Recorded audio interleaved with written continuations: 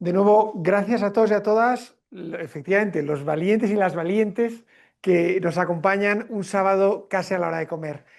Eh, yo no sé cómo han vivido ustedes estos 3 días. Para mí les puedo decir que han sido enormemente enriquecedores, que yo he aprendido una enorme cantidad de cosas. No solo he aprendido, he sentido. Y a mí me parece tan valioso y tan necesario el trabajo del cerebro como el del corazón.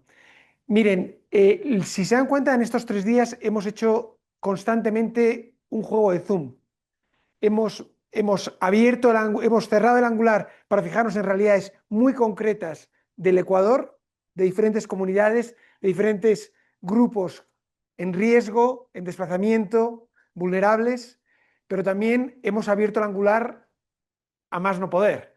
Hemos visitado diferentes lugares del mundo donde estas realidades se están produciendo, realidades muy a menudo más parecidas de lo que en principio podríamos haber pensado.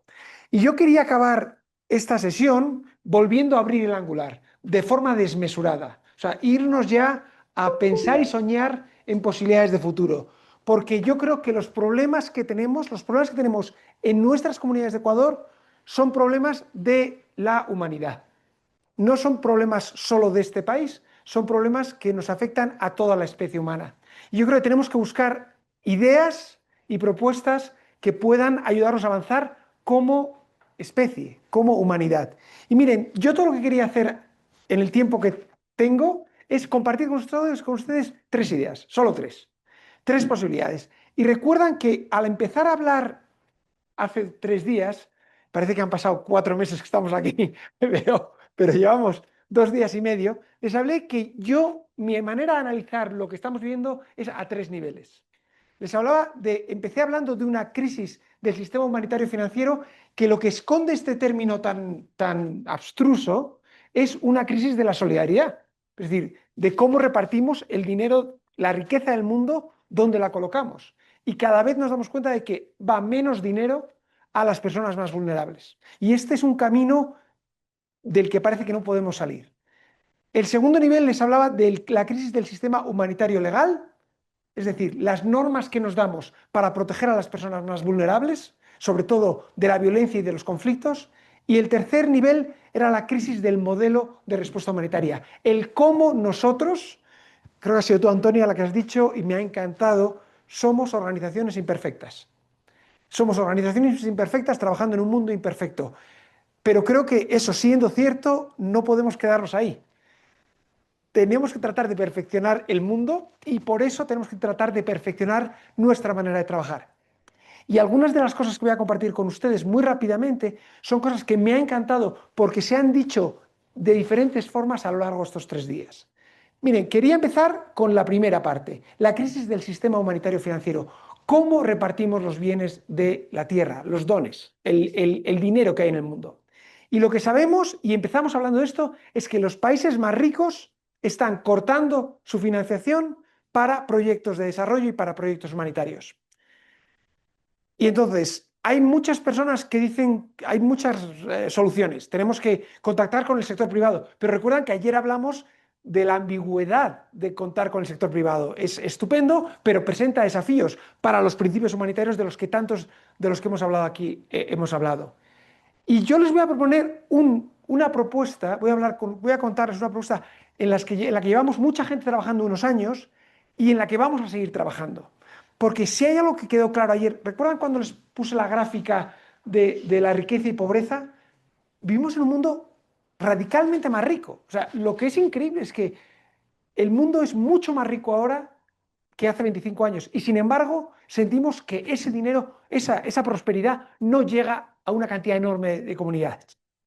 ¿Cómo conseguimos más dinero? Y sobre todo, para mí la segunda pregunta muy importante, ¿cómo conseguimos que ese dinero no esté politizado?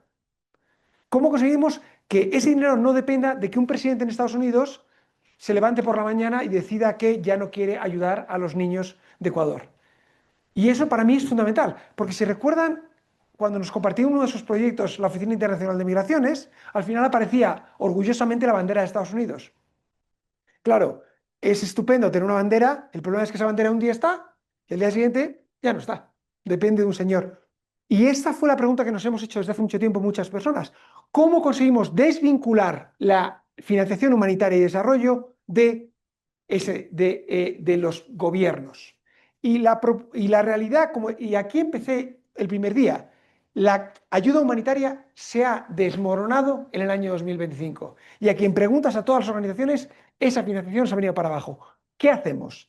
Y miren, la propuesta que desde hace unos años está encima de la mesa, hay varias, pero yo quiero compartirles aquella en la que he tenido cierta participación. Y es el concepto de los gravámenes solidarios. Y me gusta contar esto porque es demostrar que hay vías. Si hay voluntad social y política, hay vías. ¿Qué son los gravámenes solidarios? Los gravámenes, ya saben ustedes que son tasas, impuestos. Gravámenes, es un sinónimo de tasa o de impuesto.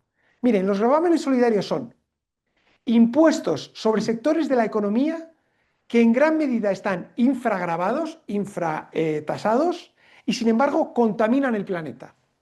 Esto se aplica al transporte marítimo, la aviación, las transacciones financieras internacionales y la industria de los combustibles fósiles. Es decir, todos sabemos, salimos a la calle y le preguntamos a alguien, que todas estas industrias no pagan suficientes impuestos. Esto lo sabemos todos. Pues bien, la idea de los gravámenes solidarios es hacer que estas industrias aporten dinero y que ese dinero acuda a la respuesta humanitaria y a los desafíos del desarrollo global y de la respuesta a la crisis climática. Y cuando un equipo de economistas empezó a mirar las cifras, llegaron a esta conclusión. Fíjense, por cierto, antes de seguir, y de nuevo les voy a pedir perdón, porque cuando hablamos de cifras enormes se nos va la cabeza. Pero para que se hagan una idea, el presupuesto global de la respuesta humanitaria en el mundo, para que se hagan una idea, año con año tiende a ser entre 25.000 y 30.000 millones de dólares. Entre 25.000, para que se hagan una idea, aproximadamente. Y de todo el presupuesto en desarrollo global es en torno a 225.000 y 230.000 millones de dólares. Les digo estas cifras tan locas para que las pongan en contexto con lo que vamos a ver ahora mismo, ¿de acuerdo?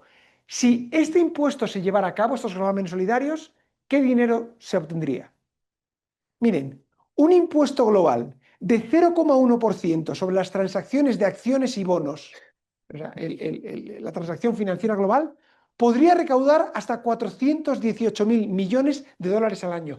Este impuesto doblaría la cantidad de dinero que las organizaciones humanitarias, el sector social, tendría para proyectos de desarrollo humanitario.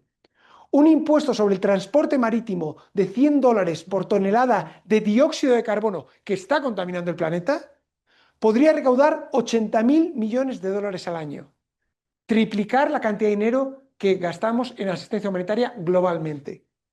Un impuesto a la extracción de combustibles fósiles de $5 por tonelada de CO2 podría recaudar 210.000 millones de dólares al año. Simplemente este impuesto financiaría las necesidades de desarrollo global anualmente.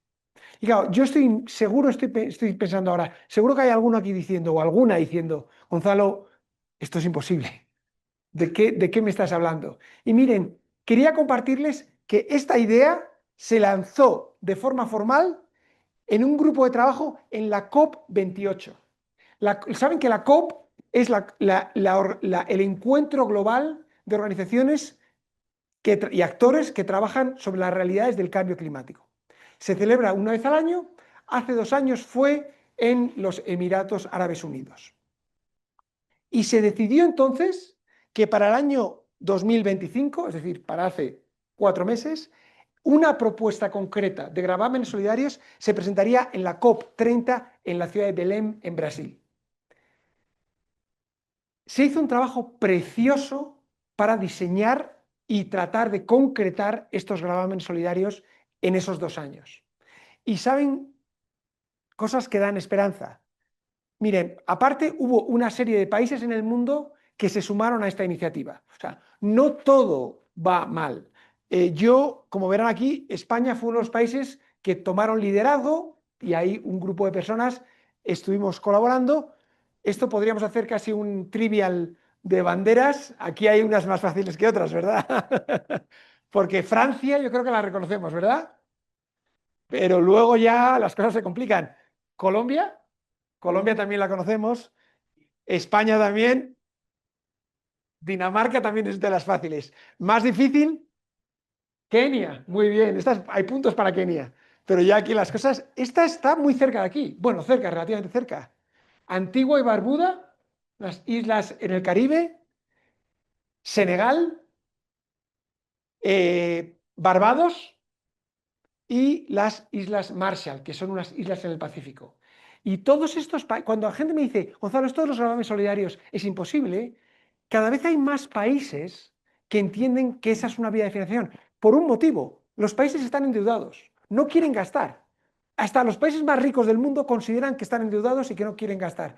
Con lo cual, los gravames solidarios, la virtud que tienen es que no es pedirle dinero a los estados, es ir a las empresas que contaminan para sacar de ahí el dinero.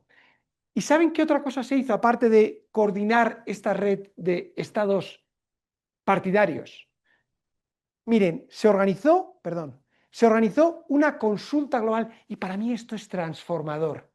Y cuando me hablan de por qué tengo esperanza, porque una cosa que queda clara estos 3 días es que el mundo es más abierto que nunca. Es más abierto con el peligro que ello conlleva, tráfico, ¿verdad? Pero también es más abierto y permite o alienta a las personas a desplazarse, pero también podemos escuchar a más personas. Y el grupo de trabajo sobre los gravámenes solidarios creó una página web que es con consultas para que la gente del mundo entero pudiera proponer y evaluar las propuestas que se hacían sobre los gravámenes solidarios. Y durante 2 años, año y 6 meses, gente del mundo entero, en diferentes lenguas, pudo compartir ideas sobre gravámenes solidarios. ¿Por qué les cuento esto? Esto hace 10 años era imposible. No había mecanismos reales de escucha global. Cada vez tenemos más oportunidades de hablar con comunidades, gentes en otros lugares del mundo que están pasando por lo mismo que nosotros, compartir ideas y tratar de avanzar conjuntamente. Y esto para mí abre una oportunidad a la humanidad que no existía antes. Como les decía antes, esta propuesta de los gravámenes solidarios se presentó en la COP30 de Brasil, en la ciudad de Belém, en el mes de noviembre. Mucha gente como yo estábamos muy ilusionados, porque si se aprueban estos gravámenes solidarios, transformaría nuestra capacidad de ayuda y el Servicio Jesuita de Refugiados ya no tendría que estar mendigando fondos y UNICEF ya no tendría que estar limosneando por las esquinas a donantes. Esto sería una transformación porque esto sería fondos que pasan de industrias contaminantes a desarrollo y respuesta humanitaria. Y ahí es donde esta historia no tiene un final feliz, pero lo bueno es que no tiene un final. Seguimos luchando. Miren, el 15 de noviembre yo estaba en la ciudad de Amán, en Jordania, y me sumé a la transmisión global. Y cuando se presentó a la Asamblea de Estados la propuesta, lo que dijeron fue esto. Los líderes reunidos en la COP30 reafirmaron el creciente impulso mundial a favor de los gravámenes solidarios o de solidaridad, como una herramienta esencial para generar financiación climática justa, más predecible y que emite la deuda. Y ya. Es decir, todo lo que hicieron fue reafirmar el creciente impulso. Es decir, nada. Esto es como cuando éramos niños y le pedíamos dinero a nuestros padres para algo y te decían, lo pensaré, no ibas a ver, no ibas a ver ese dinero nunca, jamás. ¿Por qué les comparto esto? La lucha no ha acabado. Seguimos buscando un reparto más equitativo y más justo de la riqueza global. Y los gravámenes solidarios es una de las ideas que están encima de la mesa y por las que seguimos empujando. Necesitamos sociedad civil, necesitamos universidades pensando. Los gravámenes solidarios, tú preguntabas antes por respuestas técnicas, proceden de economistas. Necesitamos químicos, necesitamos biólogos, necesitamos expertos medioambientalistas que además nos pongan en contacto con nosotros, los que estamos en el terreno trabajando con niños en escuelas. Entonces, esto es una lucha continua para algo de lo que hemos hablado estos días, cómo repartimos los bienes de la tierra. Y para eso tenemos que pensar en más en grande, unirnos más para pensar más en grande. La segunda idea que quería compartir con ustedes tiene que ver con la crisis del modelo de respuesta humanitaria. ¿Cómo respondemos? Y voy a contarles algo de lo que hemos hablado de una forma u otra a lo largo de los 3 días. Miren, estamos en una situación dramática y creciente de desplazamiento en el mundo. Esto ya lo hemos hablado. ¿Cómo respondemos las organizaciones ante la demanda de cada vez más personas en una situación de vulnerabilidad que exigen nuestro apoyo? Y quería hablarles rápidamente de la Cumbre Humanitaria Mundial que se celebró en mayo de 2016 en la ciudad de Estambul. Y quería contarles, en el año 2016, una cantidad enorme de actores humanitarios nos juntamos en la ciudad de Estambul para ver cómo mejorábamos nuestra capacidad de respuesta, cómo la hacíamos de mayor calidad. Lo bueno que tuvo esta cumbre fue la primera vez en el año 2016 que se juntaron los diferentes actores. ¿A qué me refiero? Gobiernos, Naciones Unidas, Cruz Roja, organizaciones internacionales y locales, pero también fueron invitados personas víctimas de crisis humanitarias a hablar, a decirnos qué pensaban. Y miren, por desgracia, lo primero es decirles, todos estos grupos y muchos más se sumaron a algo llamado el Gran Pacto. El Grand Bargain en inglés, uno de las catástrofes del sistema es lo increíblemente sesgado que está hacia lo anglófono. Y esto es una lucha que el resto del planeta tiene contra el centro de poder. Y quiero utilizar la palabra poder porque es de lo que voy a hablar ahora mismo. El Gran Bargain, es decir, el Gran Pacto, se aprobó para diferentes años. En el año 23 se hizo la última iteración de este Gran Pacto hacia el año 26. Y van a ver inmediatamente qué tiene que ver esto con nuestro trabajo. Esta es una gráfica complicadísima que la gente de Ginebra hizo porque hacen cosas complicadísimas que nadie entiende, pero da igual. Pero la clave es esta parte. Aquí está el foco del Gran Pacto. El Gran Pacto es donde centramos la transformación para los que trabajamos en el sector social. Y van a ver ustedes inmediatamente por qué es importante. Pone prioridades que permitan el cambio. Y son 3. La primera es la que pone arriba, financiación de calidad. La segunda pone localización y la tercera pone participación. ¿Por qué me parece absolutamente crucial centrarse en estas 3 prioridades? Porque la financiación de calidad, ¿saben a qué se refiere? A que los países donantes tienen que dar dinero a las organizaciones humanitarias o a los que trabajamos en respuesta humanitaria en proyectos que sean plurianuales para poder desarrollar en proyectos educativos, en proyectos de acompañamiento psicosocial, en proyectos de protección, en proyectos de todo tipo de acompañamiento que tú muchas veces obtienes financiación para un año y al año se acabó el proyecto y dejas a las comunidades, a las familias rotas. Necesitamos proyectos plurianuales y proyectos que no estén marcados, lo que se llama marcados en la oreja, se dice en inglés. Se llama earmarking, que es marcar en la oreja. Los donantes te dan proyectos para este lugar que es el que yo quiero en este país o en este contexto. Es decir, nos dicen lo que a ellos les interesa en lugar de lo que necesitan las comunidades. Y así se ha hecho la financiación durante años. Y lo que dice el Gran Pacto es, eso se tiene que acabar. Ustedes tienen que dejar de decirnos qué tenemos que hacer y nosotros que estamos cerca del terreno poder decidir en lugar de ustedes que están en Londres, Washington, París, Madrid, Berlín, Roma, Ottawa, que la capacidad de decisión y de respuesta esté en el terreno. El segundo elemento es el de localización. ¿Qué quiere decir localización? Históricamente, las grandes organizaciones se han llevado la mayor parte de la financiación. UNICEF, ACNUR, la Cruz Roja, las grandes organizaciones se han llevado la mayor parte de la financiación. Esto tiene que cambiar. La mayor parte de la financiación tiene que ir a los actores locales lo más directamente posible. Lo más directamente posible, porque son los que están más cerca del terreno. Eso es la agenda de localización. Y el tercero es participación. Y se ha hablado aquí de participación, se ha hablado de forma muy bella. Es las comunidades con las que trabajamos, los refugiados, los migrantes, no son receptores, no deben ser receptores de ayuda, deben ser los protagonistas de la ayuda. Y aquí diferentes personas que han venido aquí a hablar y diferentes preguntas han hablado de esto.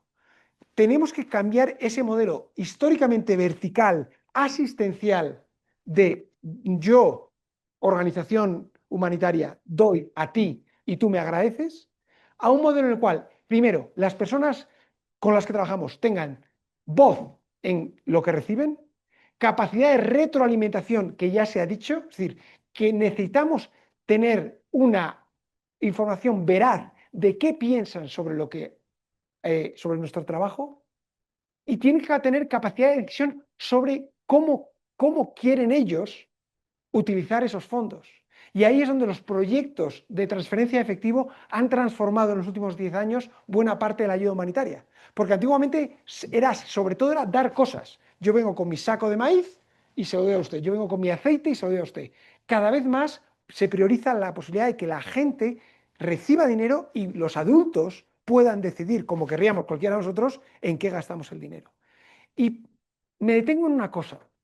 Si se dan cuenta, estas tres prioridades, la financiación de calidad, la localización y la participación, tienen una palabra en común, que es poder. ¿Dónde reside el poder? Y para mí esta es la revolución pendiente en nuestro sector y en el mundo. ¿Dónde reside el poder? La financiación de calidad quiere decir sacar el poder de los grandes países donantes y que no tengan ellos la capacidad absoluta de decisión, sino que esté mucho más cercana al terreno. Claro, para eso, cuando estás en Washington, en Londres o en París, tienes que aceptar esa transferencia de poder, ¿verdad? Que decidan los que están en otro país. La localización lo que hace es sacar la capacidad decisoria y de poder de las grandes organizaciones que históricamente han dominado la respuesta humanitaria, Naciones Unidas, Cruz Roja y las grandes ONGs internacionales, y llevarlo a las organizaciones nacionales, locales. Cuanto más cercanas a la comunidad, mejor. Y de nuevo, esto suena muy bonito, como decía Antonia, esto suena muy lindo, me ha encantado, pero la realidad es que eso es muy difícil, porque eso exige de esas organizaciones grandes perder poder. Perder dinero es perder poder, perder capacidad de decisión. Y el tercer elemento es todavía más profunda la revolución. Ya es sacar la capacidad de decisión de las organizaciones humanitarias, internacionales, locales, todas, y dar capacidad de decisión de voz, de agencia a las personas para las que trabajamos. Fíjense que esa preposición del español, ¿verdad? Para las que trabajamos. No trabajamos sobre ellas. Ellas, esas personas, deberían ser nuestros jefes. No los donantes, no la agencia mediadora, deberían ser ellas nuestros jefes.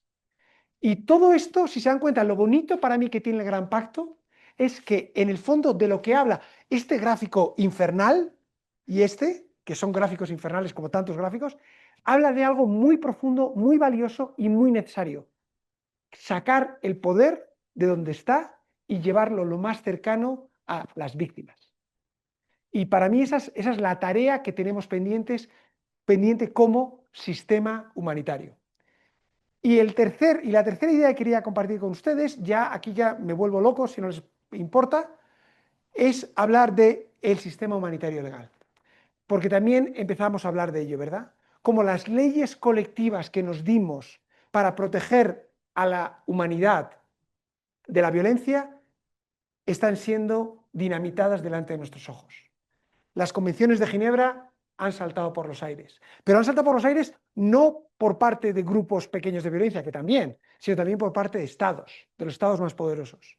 Y la Convención del Refugiado, creo que ayer quedó claro en la sesión que literalmente los mismos países que escribieron la Convención del Refugiado y que prometieron proteger a las personas que necesitaban protección internacional, son esos mismos países los que están literalmente queriendo acabar con ella.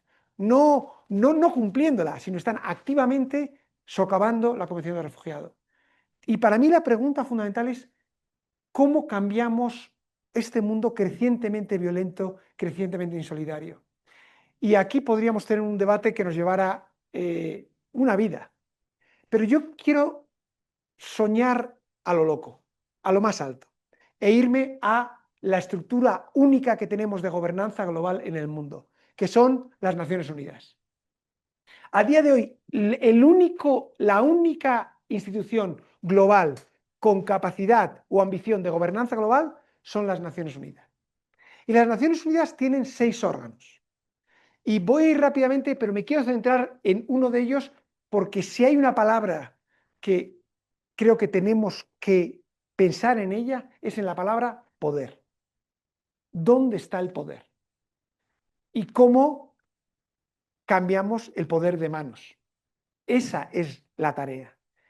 Miren, hay 6 órganos de Naciones Unidas. El primero es el que vemos en la televisión generalmente, esas grandes asambleas generales, ¿verdad? Los 194 países se sientan en un inmenso hemiciclo y van ahí los líderes del mundo a decirnos lo estupendos que son una vez al año. Esa es la Asamblea General. Todos los países están ahí reunidos. La segunda es en la que quiero concentrarme, porque voy a utilizar un término poco académico, que es el cerebro de la bestia. Donde está el cerebro de la bestia es en el Consejo de Seguridad. El Consejo de Seguridad de Naciones Unidas lo conforman 15 miembros, son 15 países, pero de los cuales 10 son rotatorios, hay 5 miembros permanentes. Les estoy diciendo algo que ya saben todos ustedes. Reino Unido, Estados Unidos, China, Rusia y Francia. Estos 5 países en esencia son los miembros permanentes del Consejo de Seguridad por un motivo. Fueron las potencias vencedoras de la Segunda Guerra Mundial. Yo miro a mi aquí y yo creo que no hay nadie aquí sentado o escuchándonos que haya nacido antes del final de la Segunda Guerra Mundial. Claro, cabría preguntarse por qué seguimos gobernados por países que ganaron una guerra hace 90 años, hace 80 años. No tiene sentido. Tienen tanto poder que esos 5 países tienen algo que se llama poder de veto. Es decir, en el Consejo de Seguridad, se llama Consejo de Seguridad, ¿saben por qué? Porque tienen el mandato por parte de la Carta de Naciones Unidas de garantizar la seguridad en el mundo, es decir, de fomentar la paz en el mundo. Claramente, lo que tenemos ahora mismo en el mundo no es un mundo en paz, ¿verdad? O sea, si viviéramos, si esto fuera una empresa, les echaríamos mañana por fracasados y por incompetentes. Pero esto no es una empresa, es una estructura de poder. Y van a ver dónde voy dentro de un segundo. Este poder de veto, para mí, simboliza la injusticia estructural del mundo y cómo el poder está en muy pocas manos, que además esas manos no persiguen la paz, sino que fomentan la guerra. Y para mí una de mis batallas, de mis batallas y de mis sueños para el siglo XXI, no sé si lo veré yo, pero espero que mis sobrinos lo vean, es cómo transformamos esta estructura que el Papa Juan Pablo II tenía una frase que a mí me gustaba, y él hablaba de estructuras de pecado. Y esto es una estructura de pecado, porque es una estructura de poder vertical y de poder violento. Las otras rápidamente, los otros son el Consejo Económico y Social, muchas ONGs, muchas organizaciones humanitarias, perdón, muchas agencias de Naciones Unidas están debajo del Consejo Económico y Social, el Consejo de Administración Fiduciaria, que está moribundo, no nos importa, la Corte Internacional de Justicia, que es, ¿se acuerdan que hablábamos de ella, el caso de Sudáfrica contra Israel? Hablamos de él cuando hablamos de derecho internacional. Y por último, el secretario general de Naciones Unidas. Una pequeña pregunta. ¿Alguien recuerda quién es el secretario general de Naciones Unidas? ¿Su nombre? Ay, su nombre es Antonio Guterres. Es portugués. Está a punto de terminar su mandato. Un pequeño detalle, ya imagino, Carlos, que estoy mal de tiempo, pero un pequeño detalle. Ha habido 9 secretarios generales de Naciones Unidas desde la creación de Naciones Unidas. ¿Saben qué tienen esos 9 secretarios generales en común? Hombres. Todos hombres. Todos. De diferentes países, pero hombres. Hablamos de poder, ¿verdad? ¿De dónde reside el poder? Este año va a haber una nueva o un nuevo secretario general de Naciones Unidas. Antonio Guterres acaba su mandato este año. Mucha gente alrededor del mundo, sobre todo mujeres, se están organizando, yo conozco algunos grupos, para presionar para que la décima secretaria general de Naciones Unidas sea finalmente una mujer. Porque es increíble que una institución que está hablando de equidad todos los días y tiene todos los documentos sobre género, sea incapaz de nombrar a una mujer como líder de la organización. Para mí, si finalmente este año tenemos una mujer secretaria general, será un pequeño dato. Pero miren, solo quería compartir con ustedes una cosa. Hace año y medio, en el mes de septiembre, se organizó en Naciones Unidas la Cumbre del Futuro. Y la Cumbre del Futuro lo que buscaba era pensar cómo avanzamos hacia el futuro. Mucha gente estuvo trabajando en una propuesta durante muchos meses para ver cómo la humanidad podemos avanzar.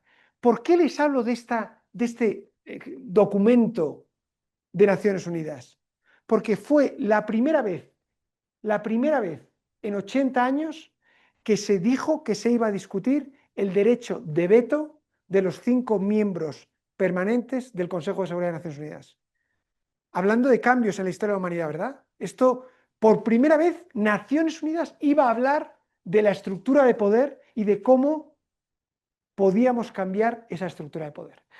Se podrán imaginar que la gente como yo, que está tan mal de la cabeza para preocuparse de estas cosas, estábamos muy excitados. O sea, era, por fin vamos a meter mano al cerebro de la bestia, literalmente. Y durante todos esos meses estuvimos pendientes de los borradores y de los grupos de trabajo. ¿Qué va a pasar con el derecho de veto? ¿Qué va a pasar? ¿Van a quitarles ese poder extraordinario a los países más violentos del mundo? ¿Algunos de los países principales exportadores de armas en el mundo? Y les cuento rápidamente la historia porque tiene cierta diversión y cierta tristeza. Esto sucedió en septiembre. El primer borrador nos llegó en el mes de marzo. Claro, cuando me llegó a mi ordenador el primer borrador del documento final, yo fui rápidamente a buscar dónde ponía qué se iba a hacer con el veto, con el derecho a veto. Y ponía, de pronto todo estaba escrito el borrador, pero cuando llegabas al veto ponía, paréntesis, este asunto es tremendamente complicado e importante, en el próximo borrador aparecerá una propuesta. Bueno, pues nada, vaya, esperaremos al siguiente borrador. El siguiente borrador llegó en el mes de julio. Y claro, cuando finalmente me llega al ordenador, rápidamente bajo, buscando el punto donde se va a tratar del veto, miro y, paréntesis, este tema es enormemente complejo y delicado, en el documento final aparecerá una propuesta. Bueno, o sea, no había propuesta en el borrador, no habían llegado a ninguna propuesta. Finalmente llegó el borrador. Este es la resolución de Naciones Unidas que aprobaba el Pacto para el Futuro. Es un documento con 56 acciones, la verdad es que es interesante. Habla de los objetivos de desarrollo sostenible, de las instituciones financieras internacionales, del sistema de Naciones Unidas, muy interesante. Habla de la inteligencia artificial. Tanto es así que en el anexo 1 es un pacto digital para ver cómo la inteligencia artificial, en lugar de convertirse en una herramienta de división y de segregación en el mundo, se puede convertir en un elemento de integración.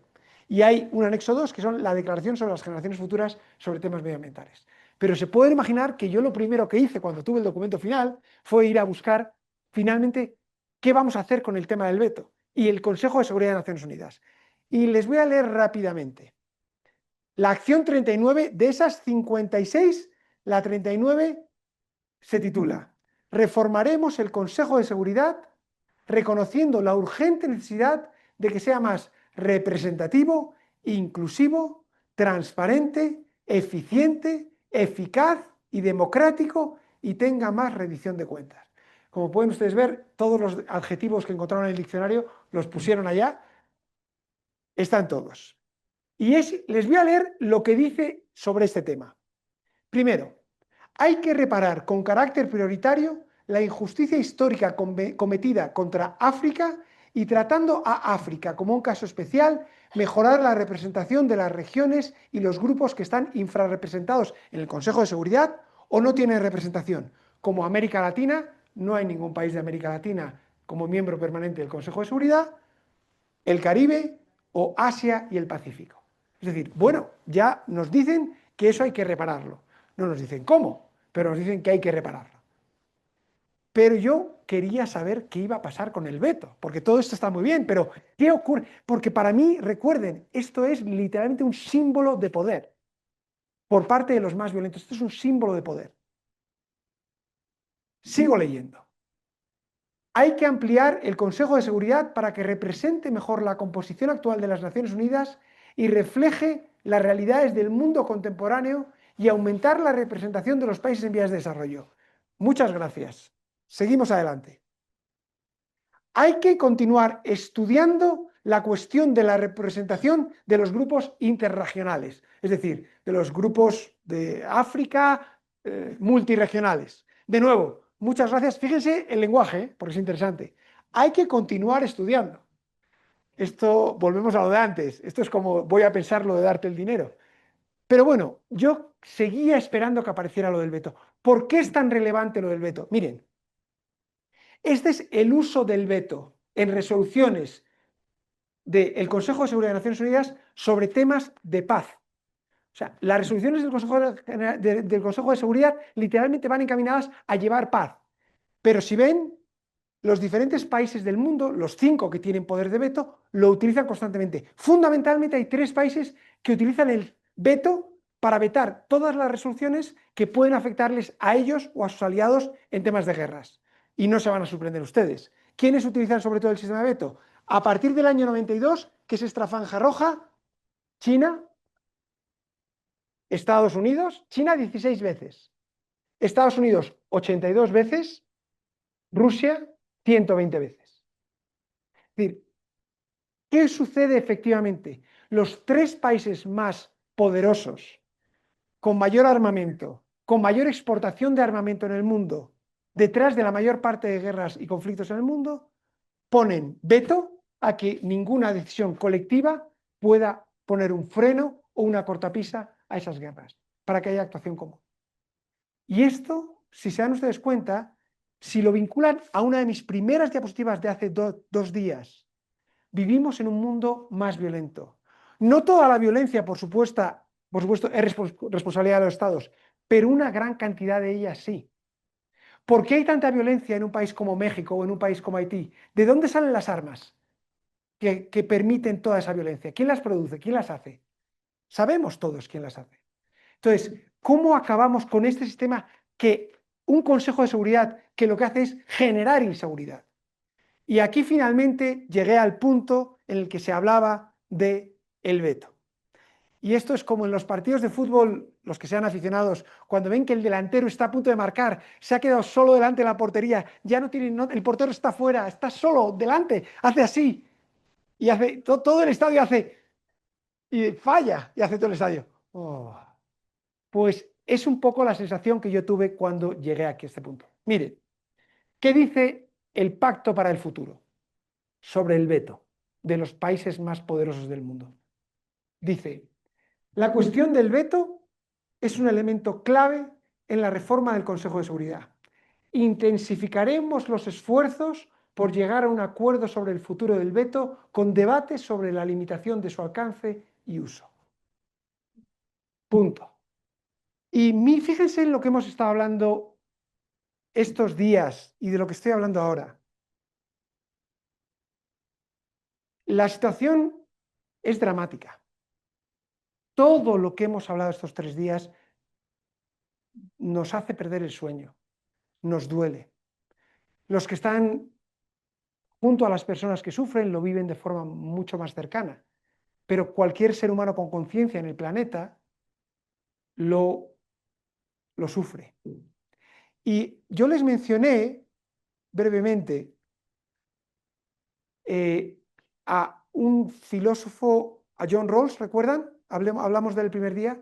Y ese envite que nos hacía, esa pregunta que nos hacía, si tuviéramos que volver a diseñar el mundo, ¿cómo lo haríamos? Y me parece una pregunta muy valiosa. Si tuviéramos que si tuviéramos que diseñar Ecuador, ¿cómo lo haríamos? ¿Cómo repartiríamos los bienes? ¿Cómo generaríamos solidaridad, educación? La realidad del mundo me provoca un profundo dolor. ¿Qué me produce una enorme esperanza? que somos una especie con una capacidad ilimitada para soñar, para creer, para buscar caminos. Cuando parece que todo está cerrado, tenemos una capacidad mágica para seguir caminando. Y le pasa, me ha encantado lo que has dicho antes, Antonia, le pasa a las personas que sufren más. Las personas que están en condiciones peores nos deslumbran con su capacidad de resiliencia, de no rendirse, de seguir adelante. Si ellas y ellos tienen esa capacidad, ¿cómo nosotros la vamos a perder?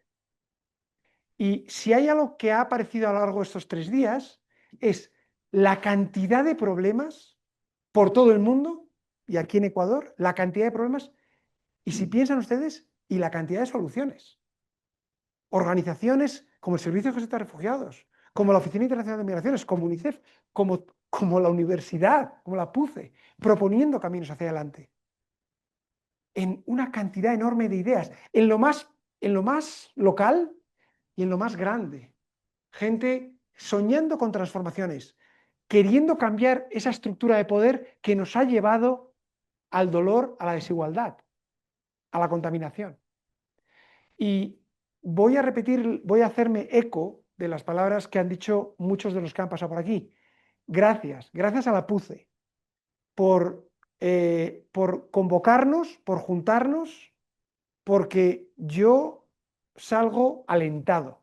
Aparte de instruido, salgo alentado. Cuando os escucho, cuando les escucho, cuando converso tomando un café, yo me da confianza, me da esperanza. Y es cierto, vamos a ser claros, que la esperanza ahora mismo es un cultivo amenazado, muy amenazado. Pero, pero sabemos por dónde tenemos que avanzar. Tenemos las ideas, tenemos el ímpetu y también tenemos enemigos muy poderosos. Pero mi enseñanza de estos 3 días es, vamos adelante. No encuentro otra manera, no encuentro otra alternativa.